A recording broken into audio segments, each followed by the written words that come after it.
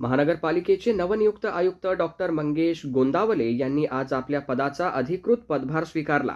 पदभार स्वीकारल्यानंतर त्यांनी सर्वप्रथम पत्रकारांशी संवाद साधत आगामी काळातील महानगरपालिकेच्या कामकाजाबाबत आपली भूमिका स्पष्ट केली. यावेळी शहरातील स्वच्छता, घनकचरा व्यवस्थापन, उद्यान विभागातील मनुष्यबळ वाढविणे, महानगरपालिका शाळांची देखभाल व गुणवत्ता वाढ तसेच नागरिकांना अधिक सक्षम आणि प्रभावी आरोग्य सेवा उपलब्ध करून देणे या विषयांना प्राधान्य दिले जाणार असल्याचे त्यांनी सांगितले. शहराच्या सर्वांगीण विकासासाठी प्रशासन अधिक गतिमान करण्याचा प्रयत्न केला जाईल. विविध विभागातील प्रलंबित कामांचा आढावा घेऊन ती तातडीने मार्गी लावण्यात येतील असे आश्वासनही डॉक्टर गोंदावले यांनी पत्रकारांशी संवाद साधताना दिले. नागरिकांना दर्जेदार नागरी सुविधा उपलब्ध करून देण्यासाठी प्रशासन, लोकप्रतिनिधी आणि नागरिक यांच्या समन्वयातून काम करण्यात येईल असा विश्वास त्यांनी व्यक्त केला. आजच मी अमरावतीचा आयुक्तांचा चार्ज घेतलेला आहे.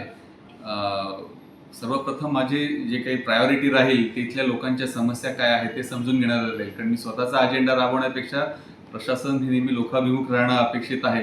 त्यामुळे लोकांच्या गरजा काय आहेत, त्यांच्या रिक्वायरमेंट काय आहेत हे बघून मग पुढचं माझं नियोजन या संदर्भात असणार आहे.